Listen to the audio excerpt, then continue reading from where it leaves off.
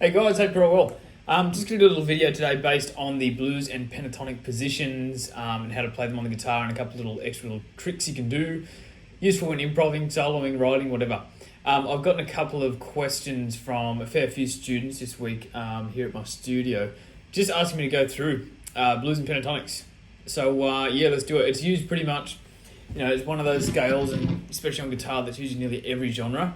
If you think about any type of crossover, any type of fusion, any just flat genre, it's always, you got some pentatonic or some blues elements in there. So yeah, really cool thing to really lock down because it's got so many fundamentals to go elsewhere. So yeah. Now, how I normally start this is, I know a lot of people learn the pentatonic, especially guitarists when they begin. So they go through and normally learn that A minor shape because it's easy to play, right? Easy to do, easy to improv with, and there's so many different options you can go with it. I always, if I can, I try and get students to learn the major and minor scales first. So say we played A minor, natural. So we've got A, B, C, D, E, F, G, A. They're the notes of our A minor scale. Now, from there, if you look at your minor pentatonic, right? Just look closely at the hands here. Minor scale. Very similar, right? You can probably see what's happened. The second note and the sixth note have been cut out. Now, that's that tritone interval, yeah? And you can probably see why the pentatonic is so easily used on different stuff now. It's because those two clashing intervals, those two notes are removed. So the notes that are harder to use are now not there. So essentially what happens is our minor pentatonic now becomes a 1, flat 3, 4, a 5, a flat 7, pent, pentatonic meaning 5 notes in the scale. Then octave, go again.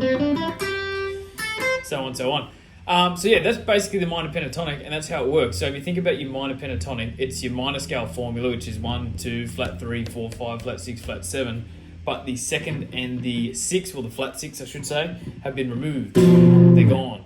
And the major is very similar, just slightly different. So if I was to play a parallel key, so I'm starting off the same fret, so I'm going to be playing A this time major.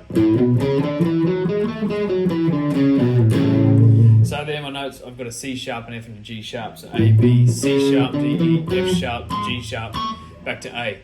So if we look at the major pentatonic now, this one's not as common, I find. People don't know this one as well as the minor. I'll just play it though.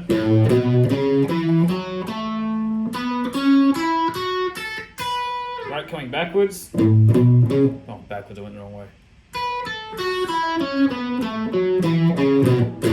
Major pentatonic. So just check this. Major scale. Major pentatonic. You'll notice it's the same kind of concept. So with your major scale, the fourth and the seventh aren't there anymore. But you can see it's that tritone interval again. So you can start to see why these notes are taken out. You can see the pattern that occurs, yeah? So if I play my pentatonic now, my major, I've got a 1, a 2, a major third, a fifth, major 6, and an octave. Or if you just think about playing your major scale, 1, 2, 4, 5, 6, and octave. Now, why that's really useful knowledge to know is because if you know, you can transfer this different ways. If you know your major pentatonic, and if you get your major scale, you can go, oh, okay, well, I just got to add the fourth and the major seventh. If you go the other way, you know your major scale and you're not sure about your major pentatonic, you go, okay, I've got to cut the fourth and major seventh out, yeah? And then same with the minor, just the second and the minor 6 are the different notes there.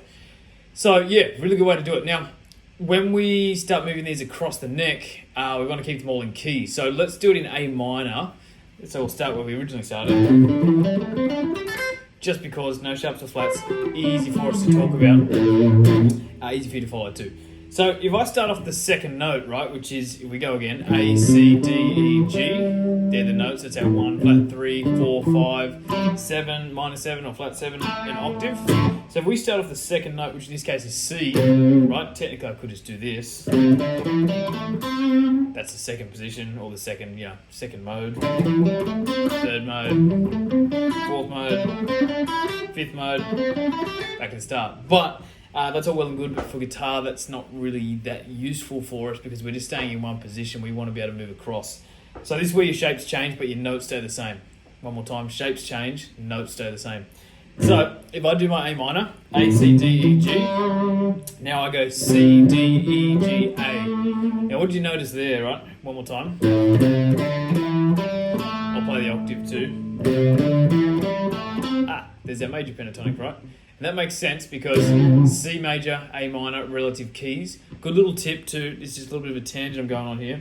If you're in a minor key and you're trying to find your relative major, go up 3 frets. 1, 2, 3.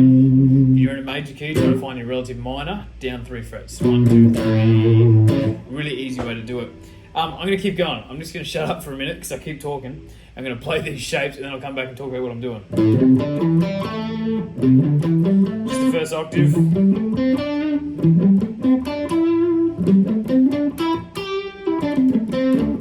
And then back to the start. So what I did there is I played the same set of notes, just revolving around, like so, A, C, D, E, G, then C, D, E, G, A, so on and so on. I'm going to go a little bit slower, right? Position 1, we'll call that minor pentatonic. Position 2, major pentatonic. Then we start going through the modes. Nice and easy to look at.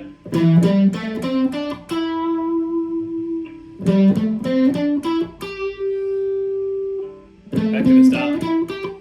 That last one is the exact same as that one, just 12 frets up, which is where that guitar restarts.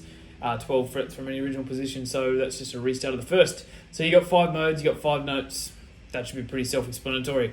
Now, when you do it, there's a couple of different ways to look at this. So the best way, and the way that I always teach students first, I don't mind using different methods, but first I always go, okay, learn the notes, yeah? A, C, D, E, G. And they go, okay, C, D, E, G, A.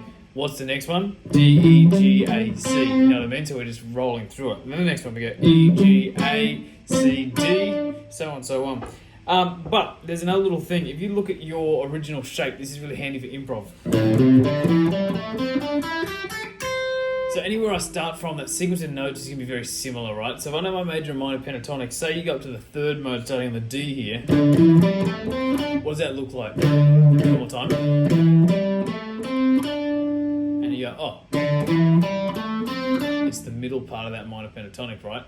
When I go up to this next one, which will be that 4th mode, check this out. I'll play the whole thing. What do you notice? Like, off the A or off the A string, which is lucky in this case because it's an A note too, but off the A string, the shape is just... Sorry. But with an extra little minor third interval up the top. So there's a couple of little hacks you can use just for the memory of the shapes, but always learn your notes and intervals, way more important. You'll get a better understanding of it that way as well. But yeah, little trick. And same with this one, right? I'll play this one.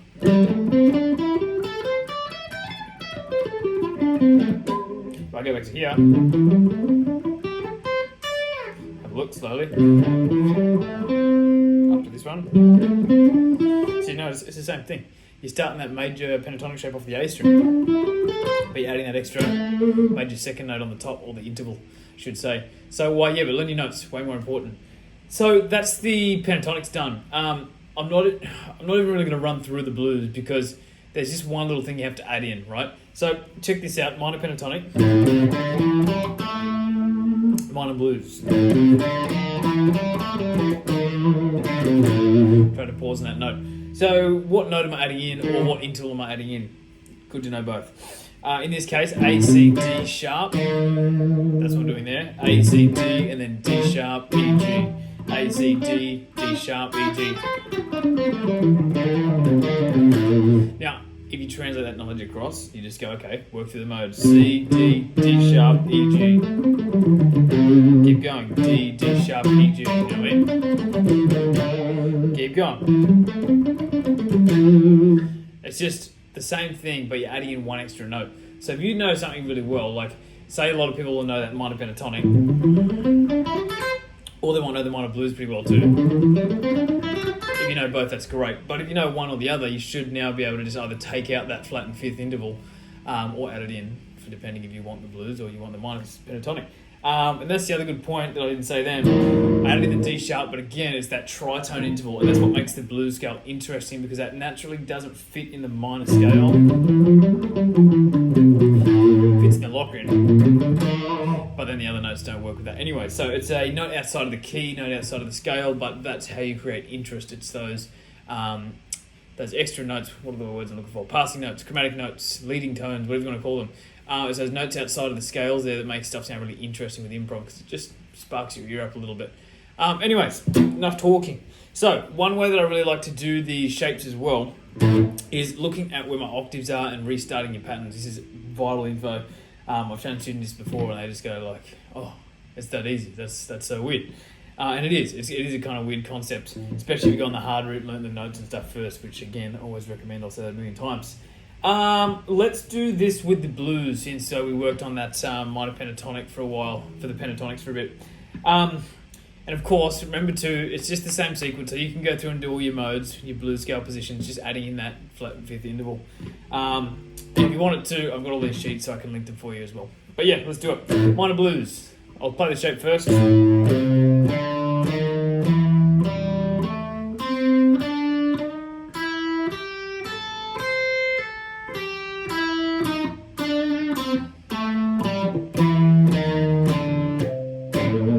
So hard to play it straight, you want to throw in those twangs.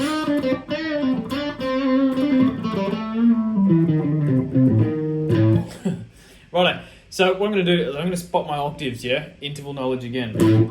They're my A's, 2 across, 2 down. Now, if I do the same here, not quite right, it's because of the B strings, tuned in a third, you've got to go over an extra fret.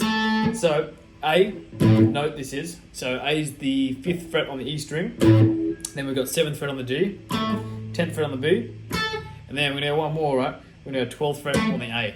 So they're all your A notes just in a little area. And the one I missed actually too, if you've got an E string, you've also got the same note on the other E string. Little hint. We're not probably going to use that one though. So, alright, we're going to play the minor blues. Now, instead of playing that with my ring finger, what I'm going to do this time is actually just slide this over and restart the shape with my index. So have a look what happens, ready? Restart.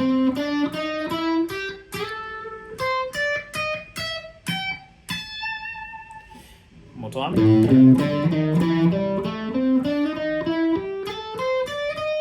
I'll just pause there for a second so I don't do the move. So you can see the shape's consistent now. If I had an extra string, I could play it down there. Now, this is a really handy way to do it. You just have to watch out for the B string, as I was saying before, it's tuned in third. So your normal shape, whenever you hit that string, has to go forward with just one single fret, and then that sets you up in your new position, basically. So, again. Now, that should be there, but because of the guitar's tuning, we've got to go over a fret. Really, really cool for improv because it gets you to play diagonal, not so up and down or just across. Really, really useful and just gets you working different techniques. It'll naturally make you want to play a slide or make you want to do some position changes. That's all well and good. You can do that with all the modes, all the positions, pentatonics, blueses, whatever you want to do. So let's say we took the minor pentatonic. You just take out the flat 5.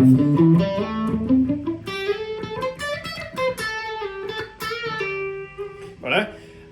Also, too, could be any scale. I'm going to divert a little bit. Let's say we did a major scale. Right. Move across. Move across.